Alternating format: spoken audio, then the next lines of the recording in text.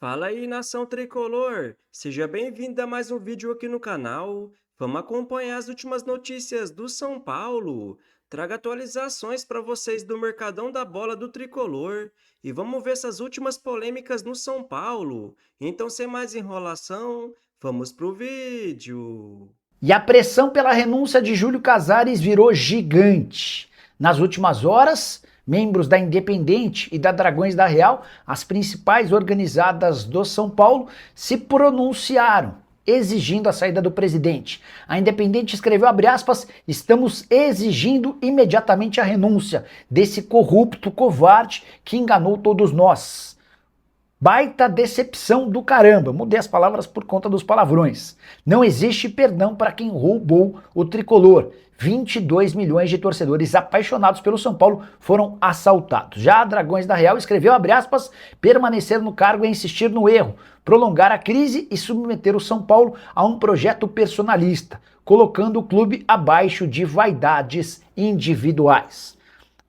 Um grupo de conselheiros importante também faz pressão para que o Júlio renuncie e ele garante que consegue provar que R$1,5 milhão que foram depositados na conta dele em dinheiro vivo não fizeram parte de qualquer esquema envolvendo o São Paulo. Só para você entender, de janeiro de 2023 a maio de 2025, a conta do Júlio Casares movimentou R$3.200.000. O problema é que ele recebeu do salário do São Paulo apenas 617 mil, ou seja, o salário dele de R$27.500 por mês no São Paulo, outros R$2.600.000 entraram sem lastro salarial. E aqui vem a situação mais drástica, desses R$2.600.000, R$1,5 milhão foram depositados em espécie, em dinheiro, através de guichês de caixas e terminais de autoatendimento, sem que pudesse ser feito um confrontamento de onde veio o dinheiro.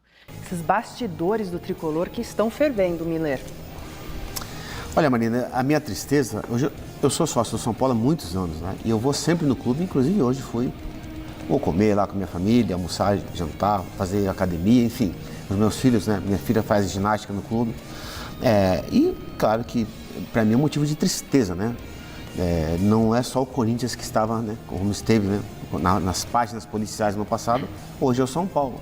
Isso, claro, para o torcedor São Paulino gera muita tristeza, né? Ver o São Paulo nessa situação.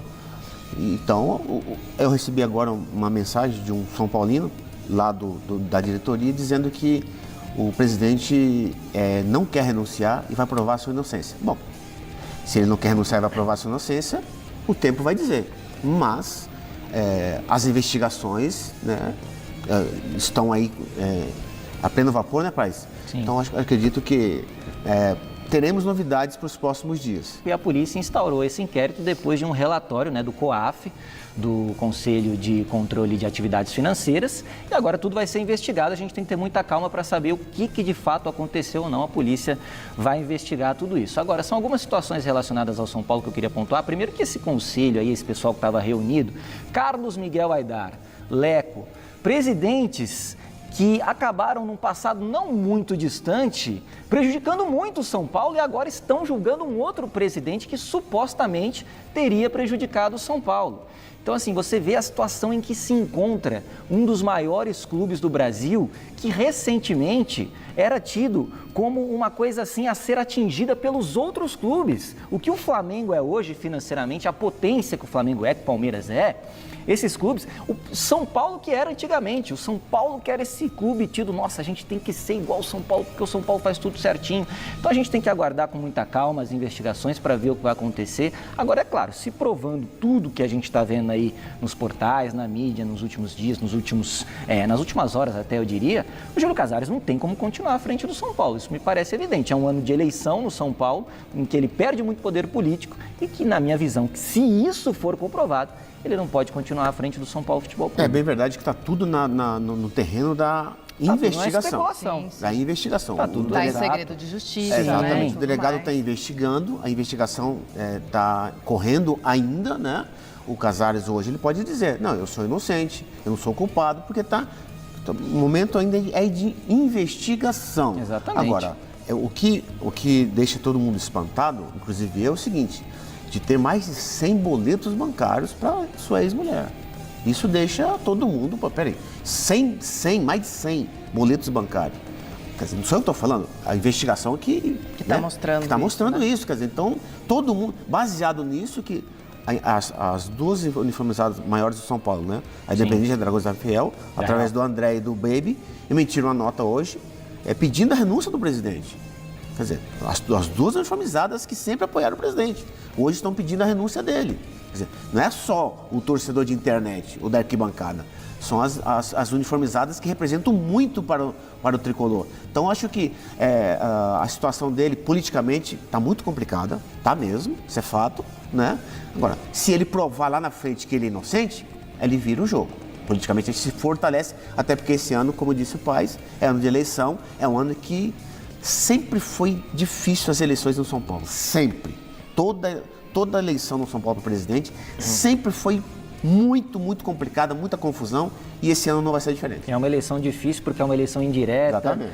Não são os sócios propriamente que votam, né? Não, é o conselho. Exatamente, é o conselho que vota, você vota no conselheiro, o conselheiro vai votar no presidente, e vale a gente sublinhar mais uma vez, os advogados do presidente Júlio Casares, em nota, disseram que ele é inocente, a gente tem que aguardar todas as investigações. Mas uma outra pergunta que os torcedores são fazendo na minha rede social é o seguinte: mas se ele não tem nada, não deve nada, por que contratou um advogado? O São Paulo tem corpo jurídico. O São Paulo tem um corpo jurídico no Morumbi lá muito grande. Mas, tipo assim, se eu não tenho culpa, se é só investigação, por que eu já contratei um advogado?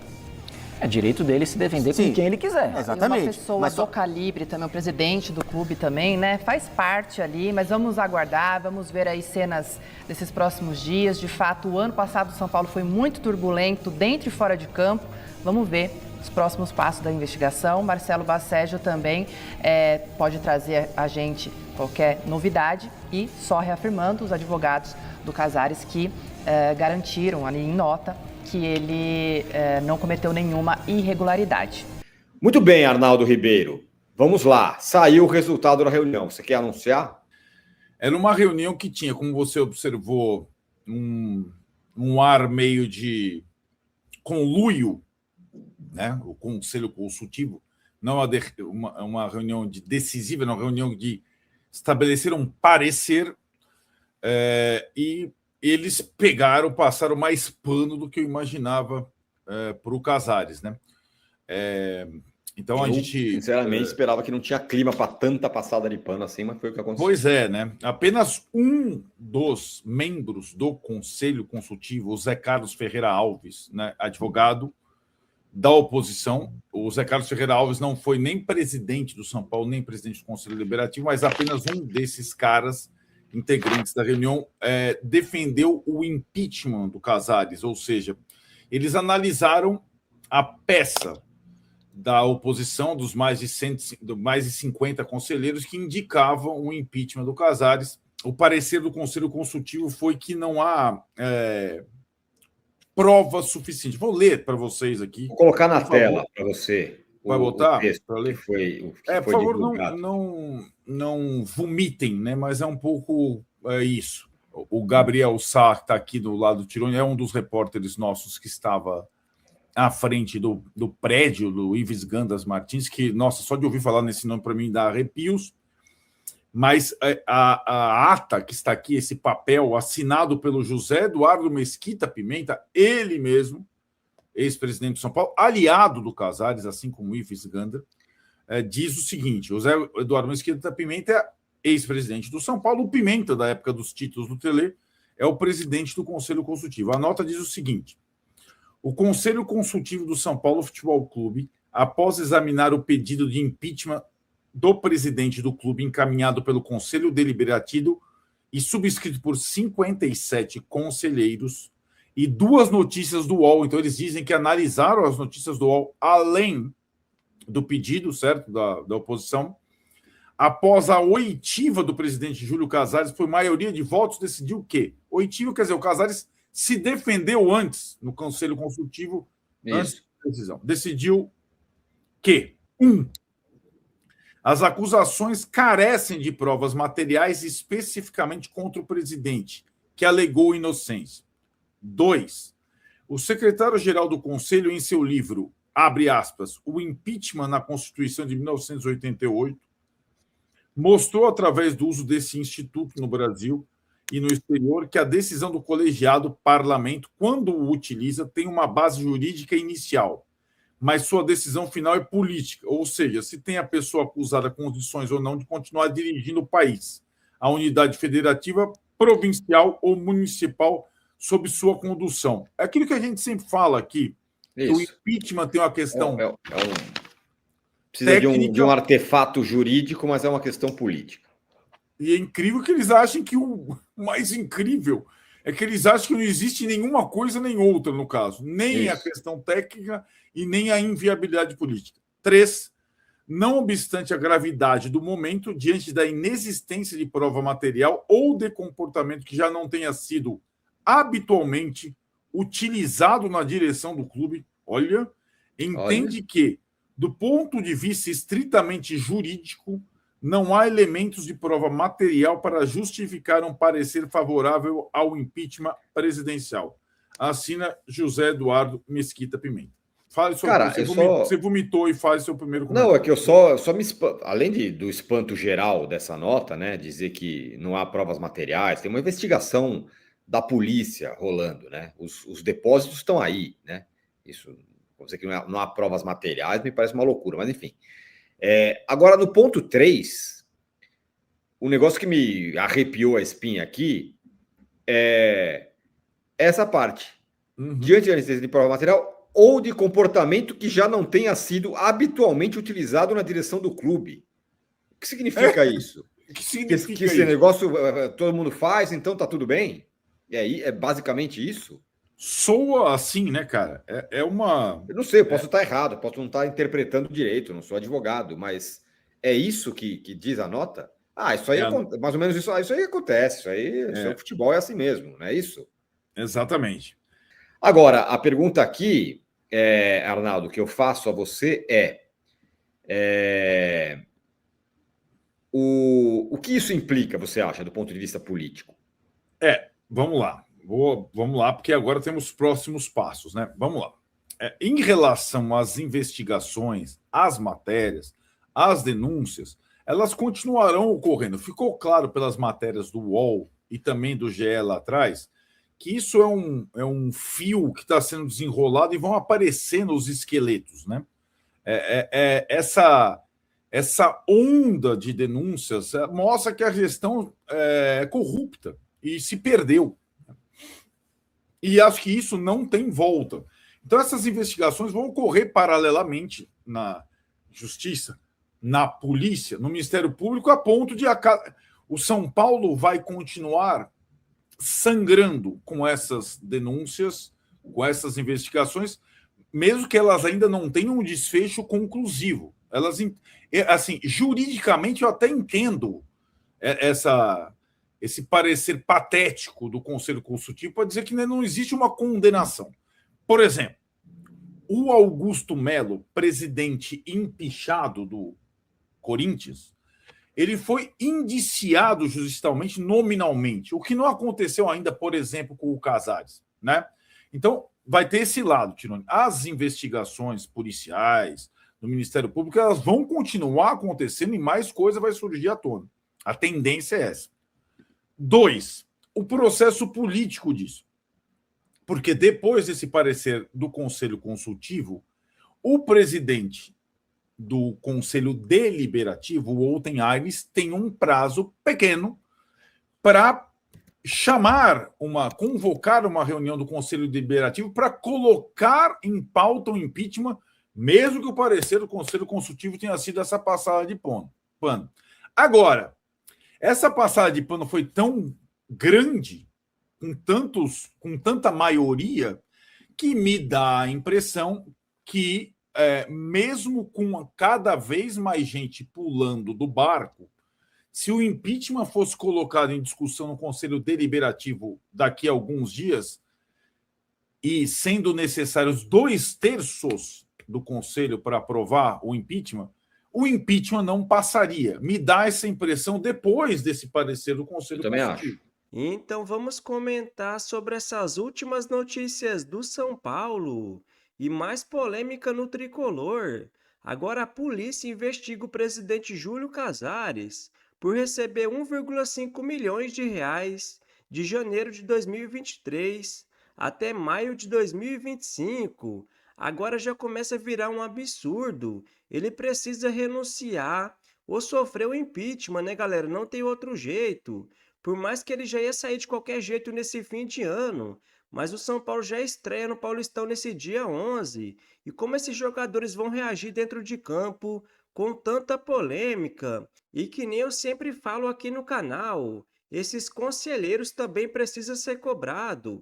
Do que adianta o Júlio Casares sair e um indicado por ele ou algum amiguinho deles se tornar o próximo presidente do São Paulo? Nada vai mudar. Então esses conselheiros precisam começar a votar certo. O São Paulo precisa mudar. Ou se profissionaliza de vez, ou vai ter que virar SAF, não tem outro jeito. Uma SAF séria, como a do Bahia, por exemplo, não como a do Botafogo, que está toda bagunçada. O grande problema de SAF é que a gente olha para o lado e vê Palmeiras e Flamengo, que nem são SAF, dominando o futebol brasileiro. Aí fica uma dúvida: será que se o São Paulo não se profissionalizar de vez, daqui 2 ou 3 anos, não consegue disputar de igual para igual com Palmeiras e Flamengo? Só que a gente vê umas notícias como essa e fica difícil de acreditar. Então vou repetir mais uma vez. Mesmo com tantas polêmicas fora de campo, o São Paulo já estreia no Paulistão nesse domingo, jogando fora de casa contra o Mirassol. No dia 15 joga em casa contra o São Bernardo. No dia 18 fora de casa contra o Corinthians. No dia 21 em casa contra a Portuguesa. E no dia 24 fora de casa contra o Palmeiras. E desses 5 primeiros jogos do Paulistão, 3 vão ser muito difícil, porque vão ser fora de casa contra o Mirassol, o Corinthians e o Palmeiras. E o São Paulo já estreia também no Campeonato Brasileiro no dia 28, jogando em casa contra o Flamengo. Depois, no dia 31, joga em casa contra o Santos pelo Campeonato Paulista.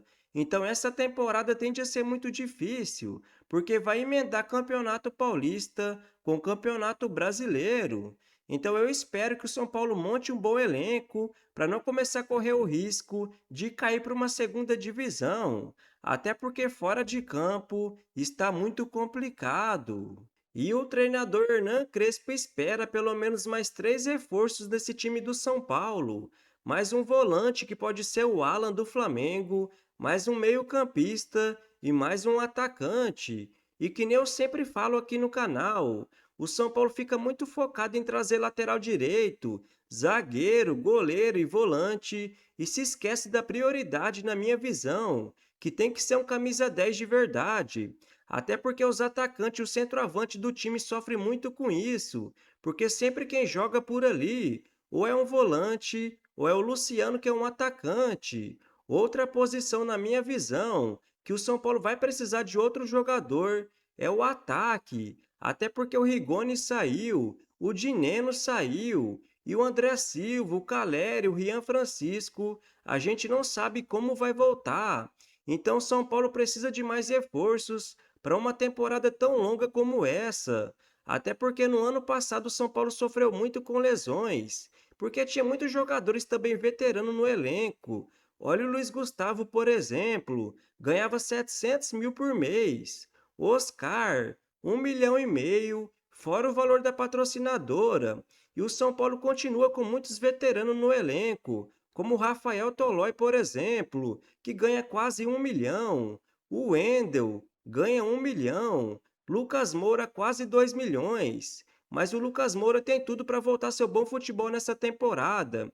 Só que a gente espera que o São Paulo comece a trazer jogadores mais jovens, nem que seja por empréstimo, como o Marcos Antônio, por exemplo. Aí, se der certo, compra o jogador.